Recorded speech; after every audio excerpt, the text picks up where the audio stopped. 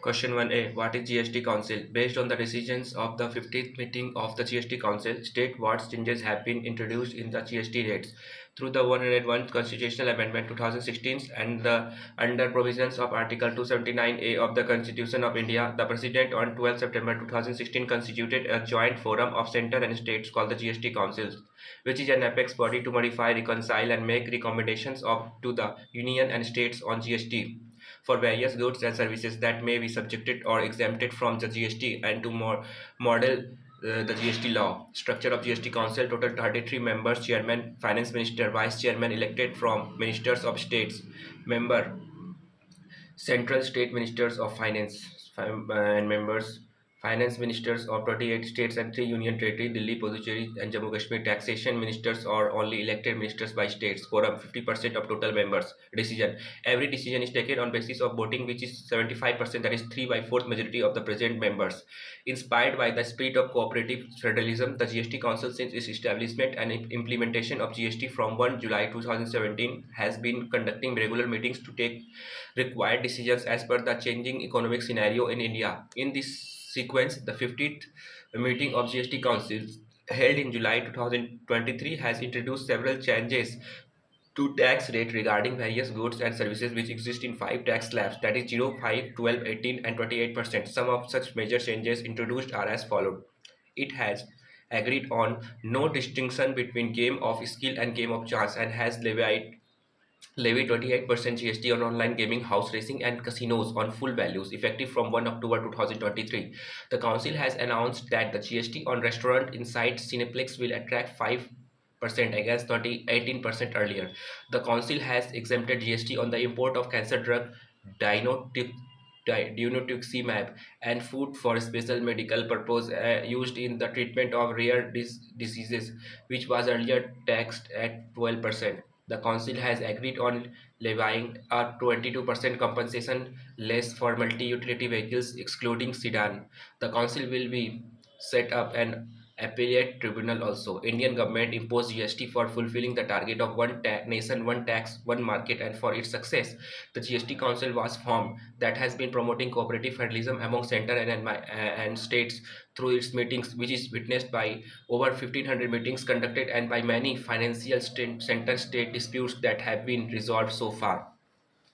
What is the electronic interlocking system in Indian Railways? What necessary railway security reforms have been highlighted by the recently occurred railway accident? The electronic interlocking system with respect to Indian Railway is a processor-based computerized system for railways signaling which utilizes electronic equipment to control the network of signals, point switches, and track circuits that mainly work together to prevent the conflicting movements and collisions of trains. As of 2022, 2888 stations in India were equipped with electronic interlocking systems comprising 45.5% of the Indian Railways network.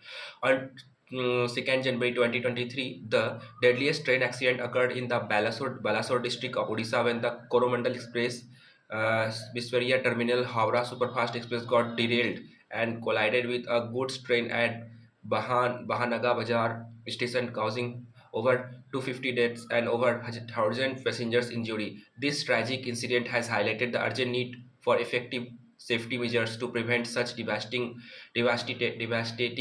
accidents. Primary reasons behind such railway accident: signaling failures, infrastructural defects, human errors in operating the systems, declining allotments of funds for railways renewal, derailment leading cause, unmanned level crossings. This Balasore triple train accident has thus highlighted several economics, administrative, departmental, technological, and safety reforms, among which the installation of Kavach system, a safety integrity level 4 indigenously developed traffic collision avoidance system in all the railways routes, which is presently installed in only 2% of the trains in India. Based on recommendation of many committee formed for railways reform such as Vivek Devroy Committee, Kakotkar Committee, Sam Pitroda Committee, etc., the Government of India has taken several initiatives so far in this direction, such as Rashtriya Rail Sanrakshan Course, Commission for Railways Security, Link Halfman Bus Coach, Cover System, National Rail Plan for 2030, GPS-based law, fog pass device, modern track structure. Despite above taken initiatives, the Indian Railways can also opt some way forward, like investing more in safety measures, eliminating level crossings, outsource non-core works, conducting regular safety audits and inspections, as well as creating a statutory railway safety authority in order to ensure a safe journey through the world's fourth longest rail network of about 70,000 kilometers, where 21,000 trains run per day. Question 3 1C. What is the relation between the e-commerce and the social commerce? Why is the open network for digital commerce necessary in India to promote e-commerce? When we buy and sell products or service through the internet, it is known as e-commerce or electronic commerce, whereas social commerce is rapidly growing branch of e-commerce that uses social networks and digital media such as Twitter, Facebook, etc. to facilitate the transactions between business and customers, encompassing the activities such as product discovery, review ratings, sharing, recommendations, and loyalty programs. The rise of social commerce as a part of e-commerce has been observed due to growing use and popularity of social media platforms, chatbots, expansion of cities into tier 2 and tier 3, as well as integration of various platforms. The relationship between e-commerce and social commerce can be observed through following similarities and differences between both. Similarities: both provides products at discounted rates to customers. Sellers can keep a check on market trends. Customers can physically touch or observe the product before it is delivered to address. Customers need an internet connection to order the products. Credit card or financial frauds can be observed in both cases. Differences: e-commerce has global trading scope while social commerce is limited. E-commerce is more trustworthy while social commerce is less. E-commerce is offered by Amazon, Flipkart, etc., while social commerce is offered by Facebook, Instagram, etc. Customer has one-way communication in e-commerce while it is two-way in social commerce. E-commerce does not need daily monitoring while social commerce needs daily monitoring. In this era of e-commerce, the union government is looking to launch open network for digital commerce to democratize the e-commerce and provide alternatives to proprietary e-commerce sites. Thus, it is necessary in India to promote e-commerce due to following reasons: integrate the silo of e-commerce market in India, to reduce monopolies of dominant player in India, to increase government monitoring and standardization of process, to empower small merchants and customers, and to promote innovations in India e-commerce markets, to ensure a level playing field and healthy competition through dispute settlement and penalties. Thus, the One Nation uh, uh, open network for digital commerce as an open source network will set up and enable the buyers and sellers to transact with each other irrespective of e-commerce platform, that will not only promote interoperability to create an open, inclusive, and competitive marketplace, but also ensure rapid digitization of MSMEs and customer, and lead economies to achieve its target of 5 trillion economy soon by cutting the logistics costs and strengthen the supply chain management system. Question 1D. Write down the regions for lower level of urbanization in Bihar in comparison to India. What is the role of smart city mission in increasing the level of urbanization in Bihar? As per the 2011 census, the total urban population of Bihar was 11.76 crore. eh, 1.17 crore in 2011, which now become approx 2.02 crore in 2022. As of then, the level of urbanization in India was 31.2%, and Bihar it was 11.3%, that have registered an increase of around 13.3% nationally and 8.8% in Bihar. Yet the total urban population in Bihar is 4.2% of the total urban population of India in 2022.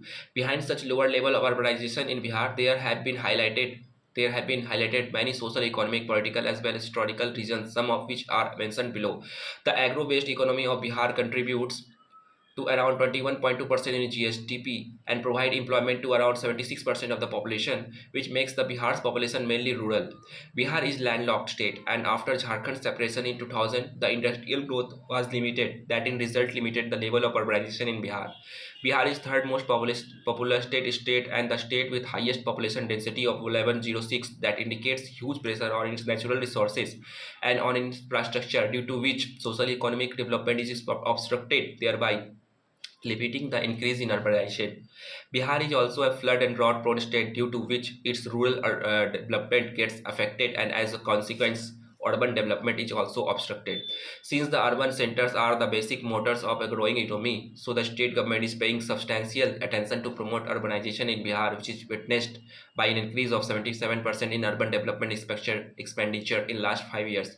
Among several efforts, the Smart City Mission unveiled on 25 June 2015 has been implemented in Bihar with a target to convert its four cities, that is Patna, Bhagalpur, Muzaffarpur and Bihar Sharif, into smart cities. The Smart City Mission seeks to promote urbanization by providing smart solutions to major challenges in the path of sustainable and inclusive development in the following ways. How Smart City Mission can promote urbanization in Bihar by providing IT connectivity and digital services. Smart infrastructure, sufficient clean water supply, energy and electricity security, sanitation and waste management, efficient connectivity and public transportation, e-governance, affordable residence for the poor people, quality health and education service. Hence, the Smart City Mission is providing to be the decisive mission for promoting urbanization in Bihar. It is indeed the result of such efforts that the urbanization percentage in Bihar has become 16% in as per 21-22 economic survey, but a lot more is still awaited in order to make Bihar an urban state. In order to make Bihar an urban state and an investment attraction center as well as manufacturing hub, so that the Bihar's economy can compete with the developed state of India. Question 1E: how has the climate change emerged as a big obstacle in the path of economic growth? In this context, mention the major efforts of the government of India. Climate change is a serious challenge for India, where about 50% of the population directly or indirectly depends on agriculture for their livelihood. Climate change is putting a deep stress on the growth and trajectory of nations, particularly like India, having several economic, social, environmental implications. As per the IPCC report, 1 degree Celsius increase from a temperature of 22 degrees Celsius reduces the economic growth of median emerging market economy by 0.9% annually. Major indicators of climate change: melting of glaciers, rise in sea level, ocean acidification, frequent disasters like cyclone, flood and droughts, uncertainty in monsoon, rising average earth temperature, desertification, higher global warming, depleting land and marine resources. Thus, the climate change has wide implications in both positive and negative aspects. However, the negative impacts are much higher, in which the major impacts on the economy of India are mentioned below.